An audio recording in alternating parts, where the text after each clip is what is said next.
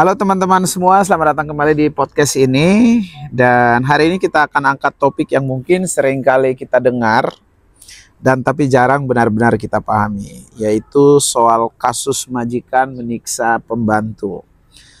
Seperti yang viral beberapa hari lalu, minggu lalu ya, soal kasus yang di Batam yang cukup viral banget. Dan itu menjadi nasional, bahkan internasional. Saya nggak tahu, nanti kita akan tanya sama Pak Musa. Jadi dibalik dari cerita pekerja migran yang berani merantau, ada banyak kisah pilu yang nggak pernah sampai ke telinga kita. Dan hari ini saya nggak sendirian dan sudah hadir bersama kita Pak Musa. Beliau adalah Ketua Jaringan Save Migran Peduli Perempuan dan Anak atau disingkat JSMP2A. Dan beliau juga sekaligus Ketua Satgas NTT Peduli Kepri. Nah, kita bakalan kupas topik ini. Kenapa kasus kekerasan ini masih terus terjadi? Siapa yang salah dan apa yang bisa kita lakukan? Dan teman-teman jangan kemana-mana. Ikuti terus obrolan ini karena ini sangat penting. Apalagi kalau kamu yang peduli sama sesama manusia.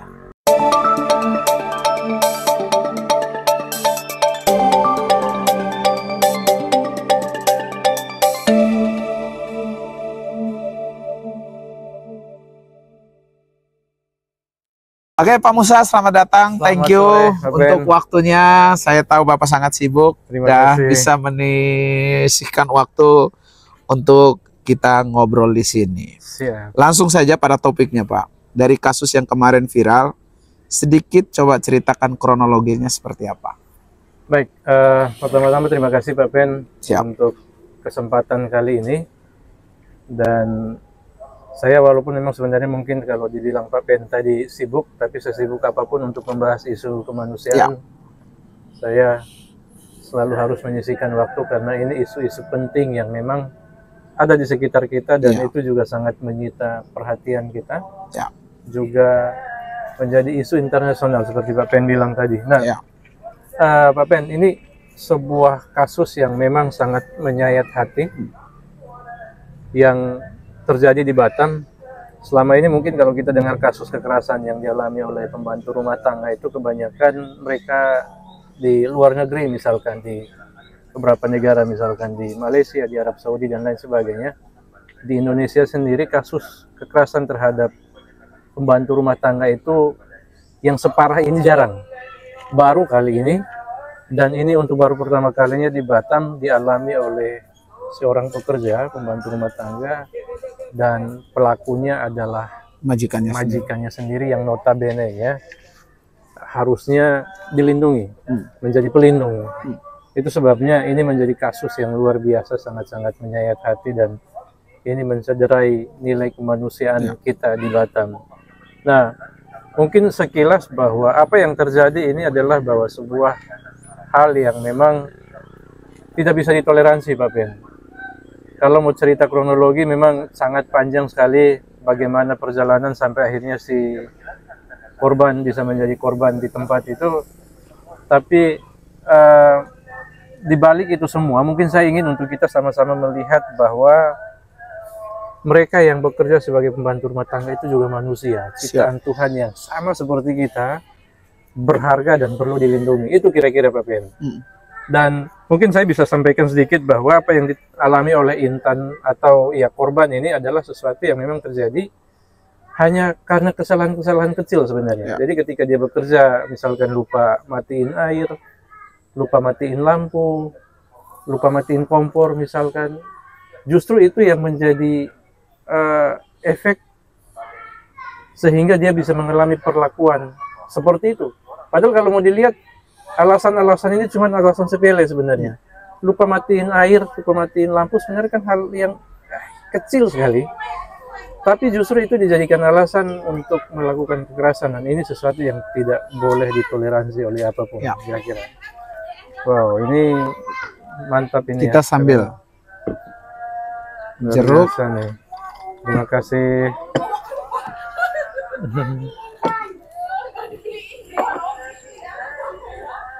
Oke, terima kasih. Mantap, terima kasih. Ini, sorry.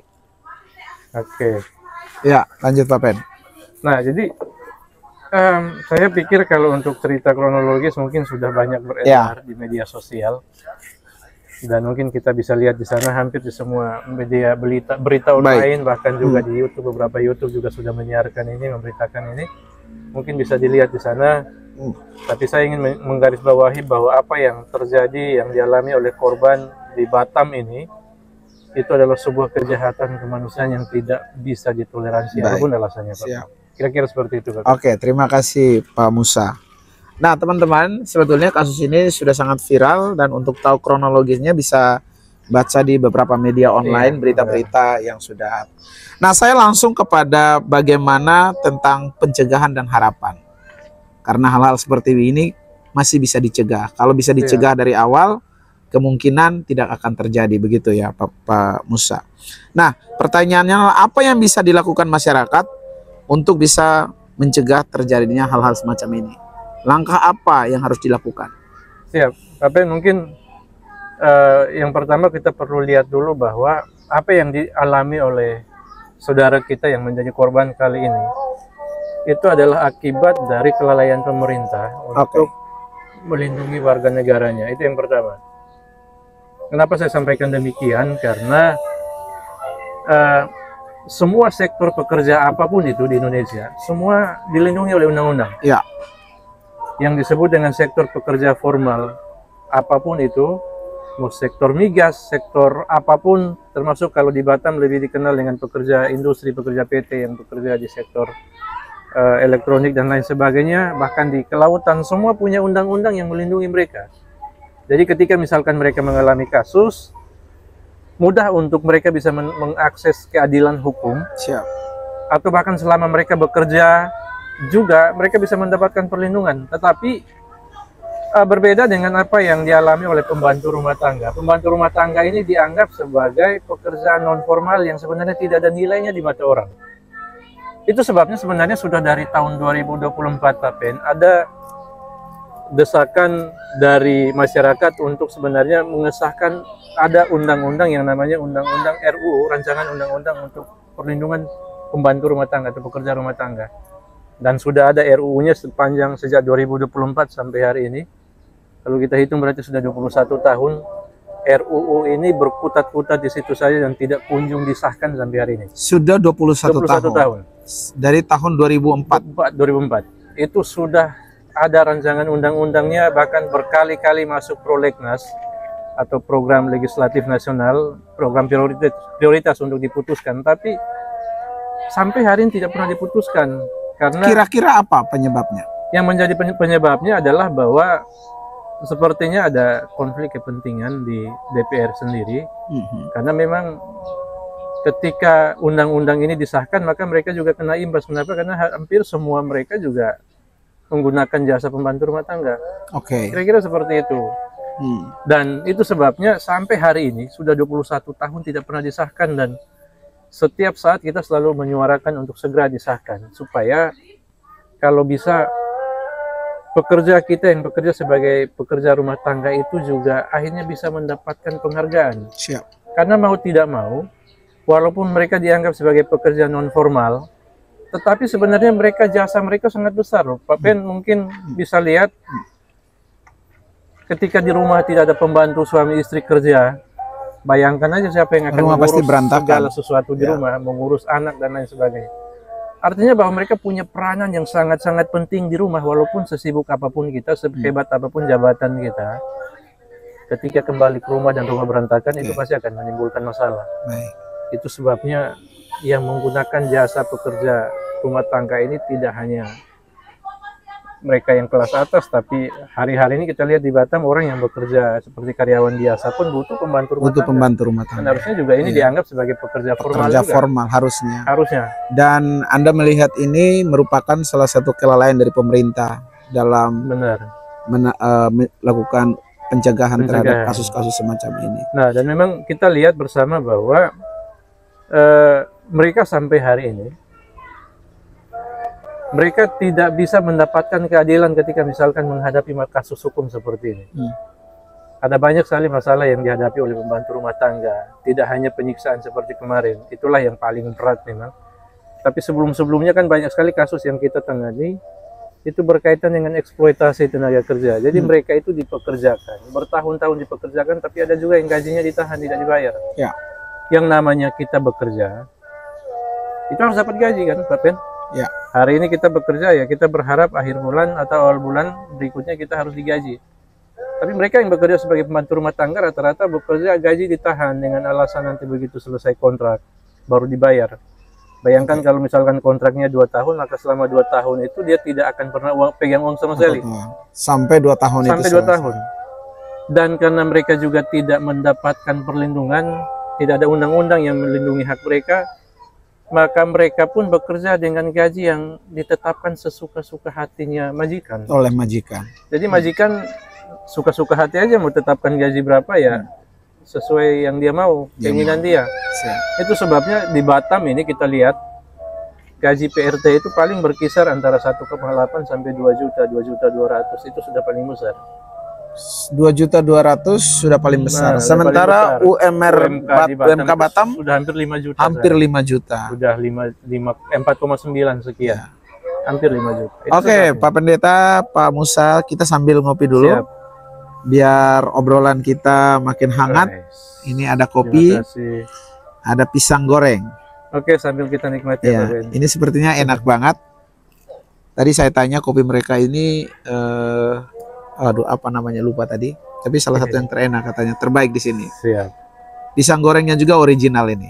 Ya, ini kayaknya harus sambil Pak. Nih, siap. Oke. Oh, sebentar. Sorry, Pak. Jadi yang pertama dari pemerintah. Berarti dengan harapannya bahwa pemerintah harus segera. Kalau saya baca di berita kemarin, Bapak sendiri sampaikan bahwa mendesak DPR untuk segera melakukan itu. Karena ini merupakan sesuatu yang sangat krusial. Oke, selain pemerintah, langkah apa lagi? Atau hal apa yang harus dilakukan sebagai pencegahan? Saya pikir apa yang Pak Pen sampaikan tadi bahwa undang-undang PRT itu sudah harus segera disahkan, itu memang sudah saatnya. Oke. Jadi harapan saya, harapan kami, harapan kita bersama bahwa undang-undang yang sudah berkutat sepanjang 21 tahun ini segera disahkan jadi undang-undang supaya para pekerja yang bekerja sebagai pembantu rumah tangga ini juga bisa mendapatkan perlindungan hukum. Itu yang harus saya tegaskan sekali lagi, bahwa memang mohon anggota DPR kita untuk sebisa mungkin berusaha untuk undang-undang ini segera disahkan. Saya dalam beberapa diskusi kemarin ketika ada kunjungan dari Komisi 13 kemarin ke Batam, saya sempat berdiskusi dengan beberapa anggota DPR dan ya puji Tuhan saat ini sudah masuk prolegnas lagi. Oke. Tetapi kita tidak tahu urutan berapa. Jadi kita dengan harapan kita ini cepat disahkan supaya para pekerja kita bisa mendapatkan perlindungan. Yang kedua, Pak Pen, saya juga berharap selain kepada pemerintah, saya juga berharap kepada Bapak Ibu atau kita semua yang mungkin menggunakan jasa pekerja rumah tangga, ingatlah bahwa mereka yang bekerja dengan kita itu juga manusia yang perlu dilindungi. Karena sampai hari ini Pak Pen, pembantu rumah tangga itu dianggap sebagai pekerja rendahan. Yang memang tidak punya harga diri. Itu sebabnya orang dengan suka-suka hati-hati aja perlakukan mereka. Mereka dianggap sebagai pekerja yang memang sudah tidak punya pilihan lagi. Ya nggak bisa lagi bekerja sebagai apa ya, pilihan satu-satunya pilihan terakhir bekerja sebagai pembantu. Padahal seperti saya sampaikan di awal tadi bahwa mereka punya peranan yang sangat besar sekali. Itu sebabnya harapan saya bagi Bapak Ibu yang mungkin menggunakan jasa tenaga kerja di rumah, tolong lindungi mereka, hargai mereka, karena mereka adalah anak-anak yang memang punya harga diri. Mereka juga ciptaan Tuhan yang juga punya hak dan punya status yang sama dengan kita, yang perlu juga mendapatkan perlindungan. Itu harapan saya. Dan yang berikut, saya juga berharap kalau memang mereka bekerja di tempat Bapak Ibu, lalu misalkan mereka didapati melakukan hal-hal yang mungkin tidak baik, atau misalkan mereka sudah tidak lagi bisa dipekerjakan di tempat Bapak Ibu, saya sekali lagi berpesan bahwa jangan perlakukan mereka dengan kasar. Kembalikan mereka pada orang tua. Kembalikan mereka pada orang tua. Iya, atau kembalikan mereka kepada keluarga yang mungkin Bapak Ibu kenal. Karena saya yakin bahwa ketika Bapak Ibu mendapatkan mereka untuk bekerja di rumah, kan pasti ada yang menjadi penghubung. Kembalikan mereka ke sana. Atau paling tidak kalau misalkan tidak ada juga, contoh di Batam ini kita punya banyak sekali paguyuban atau perkumpulan. Kalau dia itu orang NTT, coba cari info di mana ada perkumpulan orang NTT. Ya. Atau kalau dia itu orang Jawa, coba cari di mana ada ya. perkumpulan Jawa dan lain sebagainya, supaya mereka kembalikan ke sana. Supaya paling tidak mereka bisa mendapatkan perlindungan. Jangan perlakukan mereka dengan kasar. Seperti yang dialami oleh Intan ini sesuatu yang tidak manusiawi, Ya. Bapak. Kenapa? Karena ada juga kasus, ada juga kejadian di mana dia dipaksa untuk makan kotoran anjing. Dipaksa untuk makan kotoran anjing. Ini sesuatu yang sangat-sangat tidak bisa kita toleransi. Kira-kira itu, Bapak. Sama minum air apa itu saya Air baca. kloset. Air kloset. Pakai Itu sekali atau berkali-kali, Pak? berkali-kali. Berkali-kali mereka melakukan itu. Dan hari ini pelaku sudah ditahan. Kita bersyukur aparat kepolisian bekerja cepat dan akhirnya Ya. Pelaku sudah ditahan 2 orang. Tapi kita juga terus berharap untuk aparat kepolisian bisa bekerja dengan baik, memproses kasus ini dengan benar, jangan sampai terprovokasi atau terpengaruh oleh apapun, ya, supaya pada akhirnya kita bisa melihat bersama-sama si korban bisa mendapatkan keadilan. Paling tidak kita berharap pelakunya bisa dihukum seberat-beratnya, walaupun itu tidak bisa menggantikan harga diri yang sudah hancur karena perlakuan tersebut dari majikan.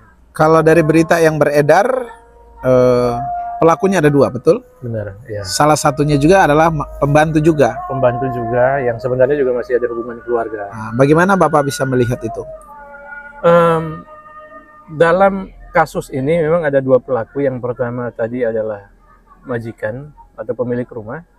Yang kedua juga adalah pembantu, sama-sama pembantu, yang notabene adalah saudara. Masih saudara sama korban? Saudara sama korban. Okay. Nah, ini terjadi karena adanya relasi kuasa tadi. Oke. Jadi relasi kuasa ini terjadi karena orang yang berkuasa tadi, si majikan merasa punya kuasa, punya pengaruh, punya uang. Maka dengan kekuatan yang dia punya, dia berusaha untuk menekan si pembantu yang satu tadi untuk melakukan kekerasan terhadap sesamanya. Jadi dia berusaha untuk melakukan kekerasan dengan meminjam tangan orang. Kira-kira itu yang sangat disayangkan, dan memang pada akhirnya bahwa kalau kita lihat di potongan-potongan video yang beredar, seolah-olah memang pelaku utamanya adalah majikan. Pembantu tadi. Oh, pembantu. Berdasarkan video yang beredar. Ya. Tapi harusnya ini kita lihat dari kacamata yang lain, bahwa adanya relasi kuasa yang akhirnya mengakibatkan si pembantu yang satu tadi juga ikut melakukan tindakan kekerasan terhadap saudaranya yang akhirnya menjadi korban itu. Nah, kalau dia faktor relasi kuasa, berarti yang majikan yang ikut, pembantu yang ikut menjadi pelaku ini kena delik hukum juga? Karena kan dia cuma menjalankan perintah dari atasan. Iya. Tetap kena. Tetap kena. Hanya memang kita lihat beberapa hari belakangan ini kan dari pengacara majikan, ya, itu berusaha untuk membangun opini di media bahwa si majikan tidak terlibat. Dan ini sebenarnya merupakan bagian yang mereka coba lakukan supaya kalau bisa sebisa mungkin nanti yang menjadi pelaku utama adalah pembantu tadi.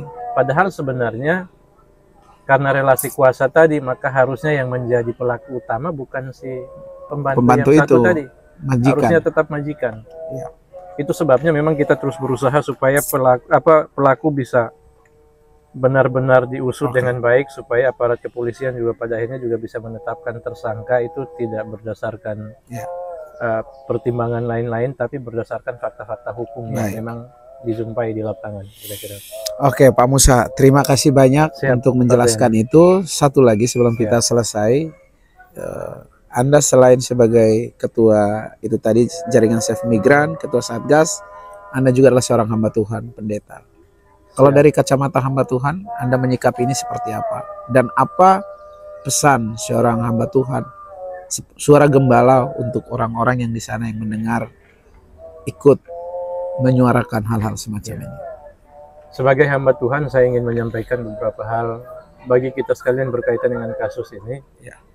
Yang pertama, bahwa apa yang dialami oleh korban, saudara kita yang menjadi korban saat ini, itu harusnya sesuatu yang sebenarnya tidak boleh terjadi apapun alasannya. Kenapa? Karena kita semua manusia itu adalah ciptaan Tuhan. Kita diciptakan Tuhan serupa dan segambar dengan Dia. Tidak peduli apapun profesi kita, pekerjaan kita, mau jadi pembantu atau apapun dia tetap punya harga diri dan punya status, punya gambar dan harga diri yang sama seperti kita. Karena kita sama-sama diciptakan oleh Tuhan dengan status yang sama, merupakan gambar diri dari Tuhan. Yang kedua, saya juga ingin memberikan pesan bagi kita sekalian, terutama bagi saudara-saudara saya dari NTT atau dari manapun itu, yang sampai hari ini mungkin masih terus berusaha untuk menjadi perekrut atau menjadi agen untuk berusaha merekrut orang untuk berangkat bekerja secara ilegal. Karena harusnya pembantu rumah tangga pun kalau ikuti aturan Permenaker atau Peraturan Menteri Tenaga Kerja, itu harusnya direkrut melalui BLK. Mereka harusnya mendapatkan pelatihan dulu, lalu baru mereka bisa ditempatkan untuk bekerja. Jadi mereka punya skill atau kemampuan. Nah, yang terjadi hari-hari ini adalah banyak orang berusaha untuk mencari keuntungan dengan mencari jalan pintas orang, dengan cara dia sendiri membiayai dia, bayarkan tiketnya dari kampung berangkat ke tempat tujuan, lalu tiket yang sudah dibelikan itu juga dianggap sebagai utang, dan ini merupakan jerat utang pertama yang membuat anak-anak kita yang mau berangkat untuk bekerja sebagai pembantu tidak bisa keluar ketika ada masalah.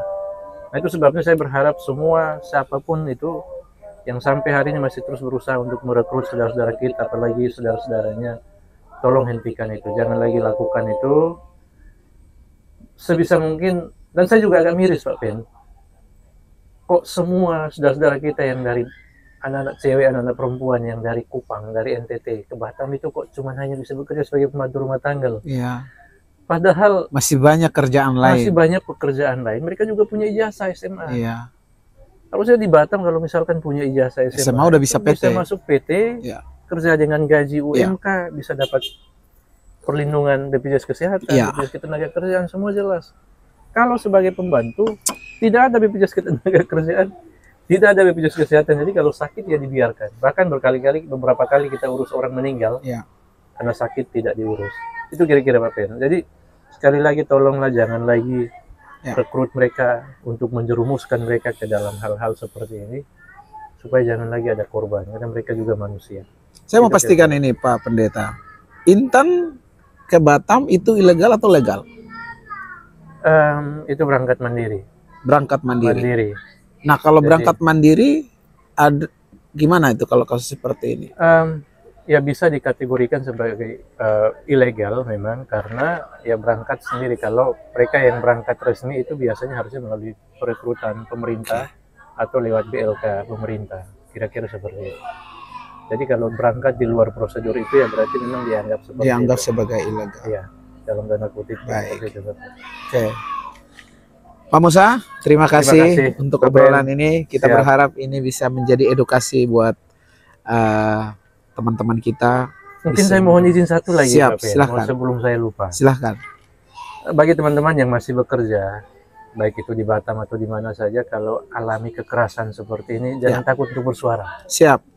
Jadi kalau harus berani speak up. Kalau ada kekerasan dalam bentuk apapun, tidak harus tunggu sampai kena pukul dulu. Kekerasan verbal, kaki diperlakukan tidak baik, diperlakukan tidak manusiawi. Ayo bersuara. Jangan takut untuk bersuara, karena kita semua punya hak untuk bicara, dan sah-sah saja kita berbicara. Walaupun kalau misalkan Intan ini mengalami kasus ini karena memang dia takut untuk berbicara karena diancam oleh majikan. Itu sebabnya membuat dia menjadi korban yang parah begini. coba saja kalau misalkan sejak awal dia berani untuk bicara, maka dia mungkin tidak akan mengalami kasus separah ini. Itu sebabnya sekali lagi jangan takut untuk bersuara, jangan takut untuk berbicara. Bahkan kalau HP pun disita, Ya. jangan lupa ketika misalkan engkau diizinkan keluar dari komplek rumahmu, hubungi tetanggamu, minta tolong tetanggamu pinjam HP dan hubungi siapa saja yang bisa dihubungi. Itu penting. Kira-kira. Terima kasih Pak Ben. Baik, thank you Pak Musa. Ya. Oke, saya catat beberapa hal di sini. Jangan pernah anggap remeh orang kecil. Tangan mereka yang membantumu berdiri sering kali justru paling sering disakiti. Benar. Di balik setiap pekerja migran ada mimpi, ada keluarga, ada air mata. Ya. Tugas kita bukan cuma peduli tapi berani berdiri membela. Siap. Dan keadilan bukan hak orang kaya saja. Benar. Pembantu pun berhak pulang dengan selamat, tanpa luka, tanpa air mata. Benar. Kalau satu suara bisa menyelamatkan satu nyawa, bayangkan kalau kita semua bersuara bersama. Peduli itu nggak harus besar, kadang cukup jadi telinga untuk mendengar, jadi tangan untuk menolong, jadi mulut untuk bersuara. Mantap. Terima kasih Pak Pen Luar untuk biasa. waktu malam ini. Siap. Saya sebenarnya mau nangis baca ini sebetulnya. Untuk Intan tetap semangat, buat teman-teman yang lain pelajari dari kasus ini untuk tidak Siap. mengulanginya. Tuhan Yesus memberkati. Sampai jumpa.